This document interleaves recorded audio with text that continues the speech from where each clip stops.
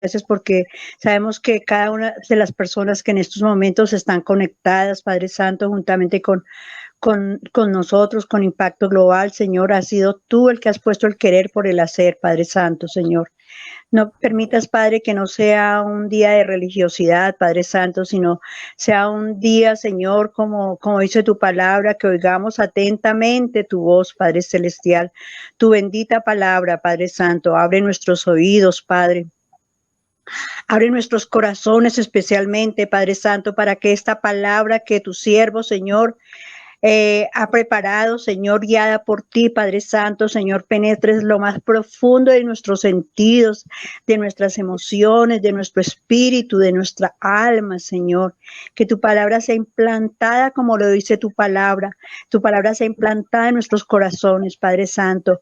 Haznos sensibles a tu palabra, Padre Santo, Señor, porque tu palabra, Señor, es vida, porque tu palabra es aliento, porque tu palabra es esperanza, Señor, porque tu palabra es refugio, Padre Santo, para el que está cansado, para el que está necesitado, Padre Celestial. Por eso en este día, Señor, te pedimos que tú abras nuestros oídos espirituales, Padre Santo, Señor, y toque nuestros corazones, que esta palabra, Señor, como dice tu palabra, Señor, que ha sido enviada, Señor, y que hará, Señor, lo que para quien ha sido enviada, Señor, y que no volverá vacía, Señor.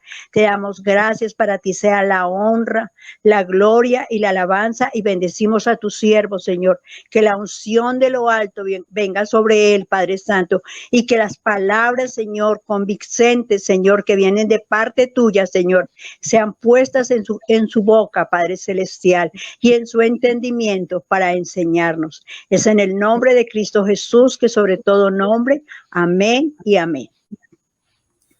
Amén. Amén. Bueno, muchas gracias, doña Rosalba. Buenos días para todas aquellas personas que a esta hora nos estamos congregando, reuniendo de esta manera virtual para poder honrar el nombre del Señor, para poder colocar este tiempo de enseñanza, este tiempo de reflexión delante de la presencia del Señor. Tiempo de adoración también, ya previamente con la Iglesia Impacto Global por Jixi, estábamos en un tiempo de adoración, de alabanza, y pues bueno, no lo hacemos por Facebook porque de pronto esa cuestión de lo de los derechos de música y todo esto a veces nos afecta. Por ahí una que otra vez de vez en cuando nos habían silenciado algunos videos. Bueno, dice la palabra del Señor entonces en el libro de Oseas, en el capítulo 6, en el versículo 1. Venid y volvamos a Jehová, porque él arrebató y nos curará, hirió y nos vendará. Nos dará vida después de 2 días. En el tercer día nos resucitará y viviremos delante de él. Y conoceremos y proseguiremos en conocer a Jehová, como el alba está dispuesta a su salida y vendrá a nosotros como la lluvia tardía y temprana a la tierra. ¿Qué haré a ti, Efraín? ¿Qué haré a ti, oh Judá? La piedad vuestra es como nube de la mañana y como el rocío de la madrugada que se desvanece. Por esta causa les corté por medio de los profetas, con las palabras de mi boca los maté, y tus juicios serán como luz que sale. Porque misericordia quiero y no sacrificio, y conocimiento de Dios más que holocaustos. Estamos en Oseas capítulo 6, versículo 1, para aquellas personas que vayan a estar ingresando y conectándose a través de Facebook. Entonces, Oseas capítulo 6, versículo 1 al 6. Dice entonces la escritura, comenzando desde el versículo 1, nos habla acerca de la escritura en lo que estaba sucediendo con el pueblo, con la nación de Israel en ese tiempo, y ya pues lo hemos visto desde algunos capítulos anteriores, lo que fue del 1 al 5, cómo el pueblo de Israel de una u otra manera a veces tenía como esa infidelidad, ¿no? Como cuando el Señor les bendecía, ellos pues estaban con Dios, pero de un momento a otro se les olvidaba lo bueno que Dios había sido con ellos, se volvían a las prácticas, se volvían a ciertas pues pecados, como la idolatría, como la hechicería, como la brujería, los cuales Dios condena. Y cuando ellos se arrepentían, volvían nuevamente a Dios y el Señor nuevamente los perdonaba y Dios les volvía otra vez a bendecir. Y nos encontramos aquí en este caso, pues en el libro de Oseas, donde el pueblo de Israel está hablando, ya como que comienza a tener algo de lucidez. Y en el versículo 1 dice, venid y volvamos a Jehová, porque él arrebató y nos curará, hirió y nos vendará. Por lo menos están hablando de volverse a Dios, después de estas situaciones donde jugaban con Dios, donde un tiempo estaban con Dios, luego se salían de la presencia del Señor, como que en este tiempo de situación dura y crítica, pues qué es lo que ellos comentan y dicen que volvamos a Jehová. Ahora, dicen porque él arrebató y nos curará, hirió y nos vendará. Muchas veces nosotros nos encontramos también como en ese proceso, mientras aprendemos a conocer al Señor, entramos en ciertas situaciones con Dios, entramos en ciertos momentos donde está como esa lucha, ¿no? De aquella situación donde nos va mal, donde queremos que nos vaya bien, reconocemos que debemos buscar al Señor, pero si nosotros miramos, dice, porque Él arrebató y nos curará, hirió y nos vendará. El pueblo de Israel como que dice, no, es que Dios es el que Él llega y Él nos como que al parecer juega con nosotros. Este es como un juego de palabras aquí, porque habla, Él arrebata y Él nos cura, Él hiere y Él nos venda. Y si bien es cierto que Dios corrige y Dios castiga, pero cuando se da ese castigo del Señor es como esa manera de corrección, más bien. También de pronto Israel llega y habla y dice, no, es que como que Dios es el causante también de nuestras desgracias. Entonces Él es el causante de nuestros robos, Él es el causante de nuestras heridas. Entonces vemos en este versículo 1 como a la vez que una persona también en arrepentimiento puede reconocer que Dios corrige y que Dios castiga, también debemos de reconocer nosotros que Dios no es el que cause todos los males que nosotros tengamos, sino que también muchas de esas situaciones vienen, por ejemplo, por malas decisiones que nosotros tomemos. Entonces, lógicamente, si el Señor, por ejemplo, nos dice que no andemos en silla de escarnecedores, que no andemos con aquellos que son chismosos, que no andemos con aquellas personas que todo lo hablan mal, que todo lo hablan negativo, que viven maldiciendo todo el tiempo, pues sencillamente en el momento en que salga un chisme, podemos salir involucrados. ¿Por qué? Porque nos hemos juntado con aquellas personas escarnecedoras. Entonces, digamos que con estas personas no es que uno nunca les hable, sino pues ahí sí aquí en Colombia tenemos como una idea y es, bueno, o sea, mantengamos también la distancia. Dicen los psicólogos el espacio vital.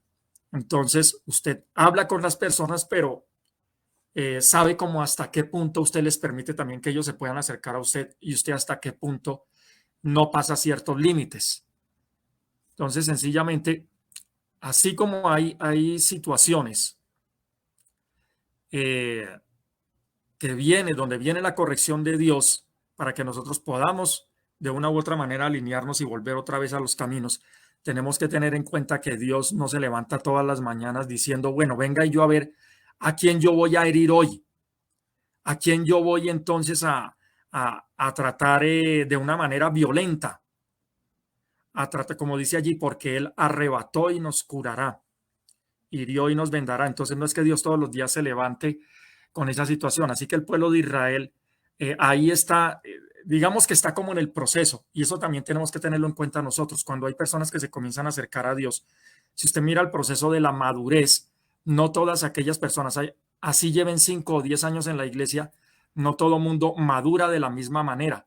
Hay personas que pueden llevar 2, 3, 4, 5 o 6 meses y usted logra ver que es una entrega, una pasión por Dios y una madurez con respecto del tiempo que ellos tenían antes de convertirse al Señor Jesucristo y de que Dios perdonara sus pecados. Pero hay otras personas que puede llevar 10 años en la iglesia, pero si no tienen contacto con la Biblia, si no se congregan, si no buscan consejería, si no buscan un discipulado, pues ese proceso va a ser un poco más lento.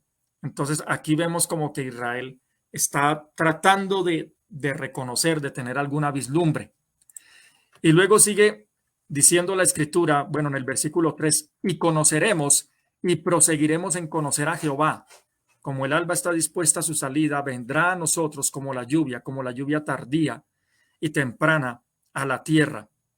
Dentro del proceso de los ciclos de la siembra había una lluvia que tenía que caer en cierto tiempo y esa lluvia ablandaba la tierra. ¿Para qué? Para que la semilla pudiera ser plantada en la tierra. Y después venía otra lluvia que también tenía que caer en el momento justo para que todas esas semillas que habían sido sembradas producto de la primera lluvia, con esta segunda lluvia pudieran crecer a su tiempo. Y también pasa lo mismo con el Señor. Nosotros somos como esas semillitas que están en todo este terreno que es el mundo y dependemos también de las lluvias de Dios, de las oportunidades de Dios, de los sazones de Dios, para que ni nos adelantemos ni nos atrasemos. Si esa lluvia, si la primera lluvia se adelantaba mucho, pues iba a coger a los agricultores desprevenidos. Y lo mismo si se atrasaba mucho, también iba a afectar el ciclo de las cosechas. Y lo mismo sucedía con la segunda lluvia. Igualmente, todo ahí sí estaba fríamente calculado. Y muchos de los agricultores, a veces cuando estaban con los otros pueblos, las otras culturas, entonces ellos depositaban su confianza en otros dioses. Iban y hacían sacrificios a otros dioses que no eran el Dios creador de los cielos y de la tierra. Y luego entonces el Señor se hace esa pregunta en el versículo 4, Oseas 6:4, ¿qué haré a ti, Efraín? ¿Qué haré a ti, oh Judá? Yo no sé si a usted le ha pasado, pero a veces como que uno le predica el evangelio a ciertas personas, como que las personas están una semana bien juiciosas y de un momento a otro cuando ya están bien vuelven y se desordenan, se van y después comienzan otra vez a pasar situaciones difíciles. Luego vuelve otra vez, toca volver otra vez y predicarles, volver y hablarles del Señor Jesús, volver y hablarles de los mandamientos que han violado. Vuelven otra vez y están como bien y luego vuelven otra vez y parece como que adelantaran un paso y como que retrocedieran 2 o 3 pasos. Entonces, mire aquí el Señor, tremendo, porque vea, para que usted no piense que es que eso solamente a veces como que le pasa. Dice allí, vea, Oseas 6:4, es tremendo, ¿no? ¿Qué haré a ti, Efraín? ¿Qué haré a ti, oh Judá? Como el Señor, yo me imagino como el Señor rascándose la cabeza, ¿no? Como diciendo, ay, Dios mío, ¿y ahora yo qué voy a hacer con Efraín y con Judá? Y les dice, la piedad vuestra es como nube de la mañana y como el rocío de la madrugada que se desvanece. Como que el Señor está diciendo, oiga, es que definitivamente ya yo los conozco a ustedes y ustedes tienen esa maña o esa costumbre de estar bien por un ratico y luego esa piedad que tienen, vea, es como el rocío que se desvanece apenas sale el sol. Entonces como que el Señor conoce dentro de el ambiente, muchas veces cristianos, nosotros conocemos este tipo de personas como los emocionales, los emocionalistas, los que llegan y reciben una palabra y dicen, sí, esta vez voy a hacerlo, esta vez voy a cambiar. Y de pronto ya el martes ya se les ha olvidado la predicación del domingo. Y entonces cuando uno les pregunta, ay, ¿de qué fue? ¿De qué fue lo que predicamos el domingo? No, ¿de qué fue? ¿Cuál fue la idea? ¿De qué era la palabra? O así, hay ciertos planes o propósitos. Entonces vea que el Señor también con Judá, con Efraín, el Señor como que dice, ay, Dios mío, la piedad de ustedes dura un poquito nomás. Entonces no se preocupe que si usted ha sentido eso, vea que el Señor también lo ha experimentado y lo ha vivido.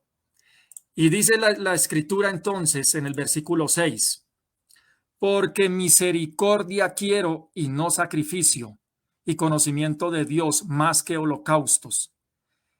Esta gente se volvió experta en hacer unos buenos holocaustos. Usted sabe que en ese tiempo pues era a través de los sacrificios tanto de la parte vegetal como también de la parte animal.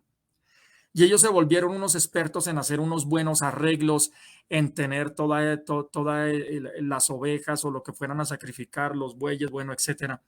Lo tenían de la mejor manera, lo compraban de la mejor manera. Entonces, era como que, digamos, como que de lunes a sábado, ellos andaban en el mundo, ellos andaban diciendo groserías, ellos andaban escuchando música que a Dios no le gusta, pero volvía el lunes y ya se les olvidaba.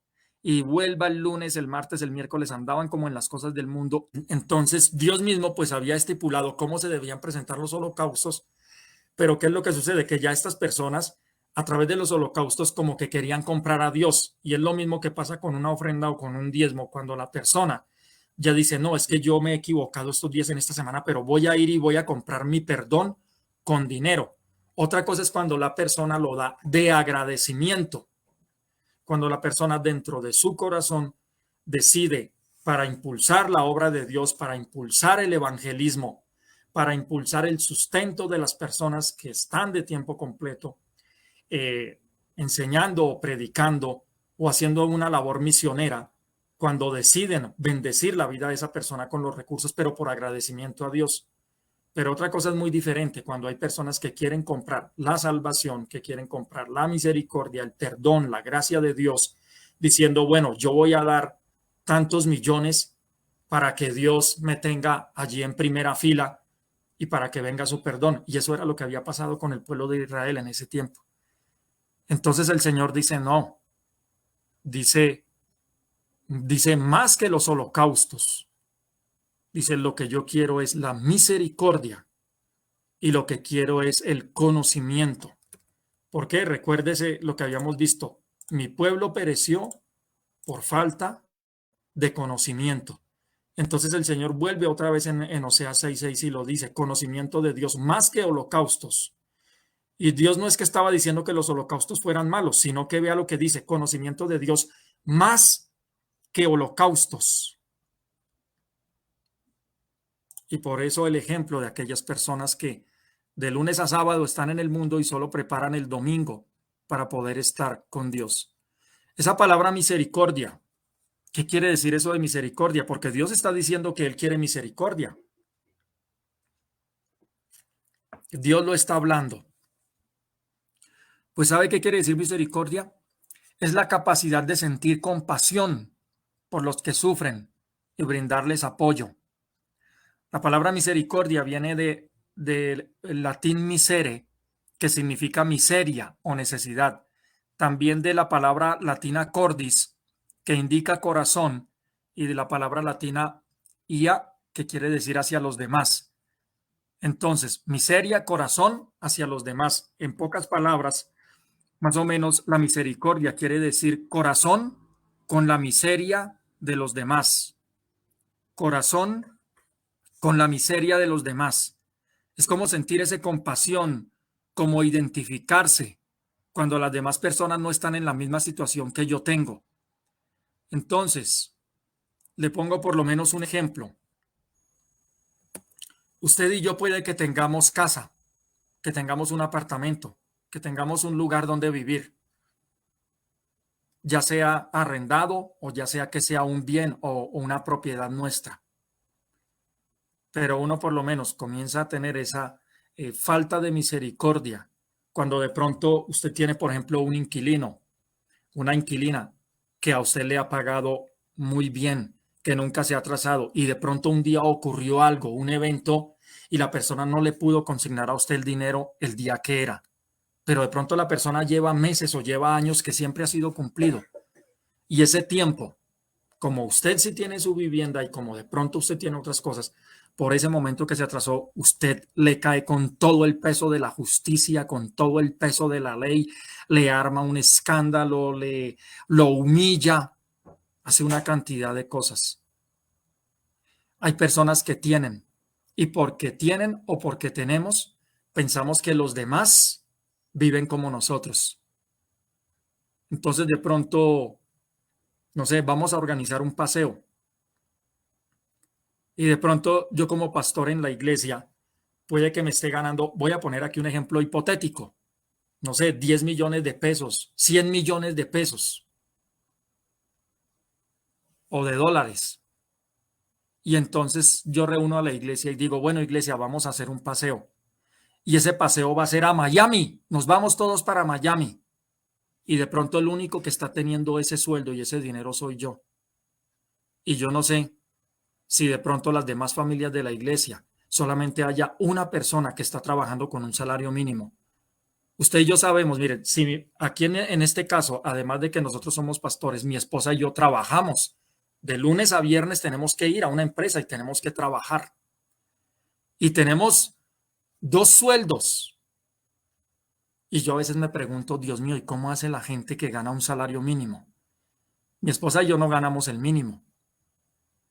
Pero uno a veces se pregunta y uno dice, Dios mío, si nosotros teniendo 2 salarios que no son ni siquiera el mínimo, y a veces uno va a comprar algo, ve cómo aumentan.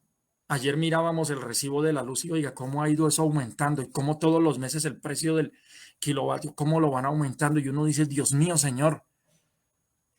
¿Y cómo hace entonces el resto de las demás personas? Uno a veces se le olvida que uno no nació en la calle.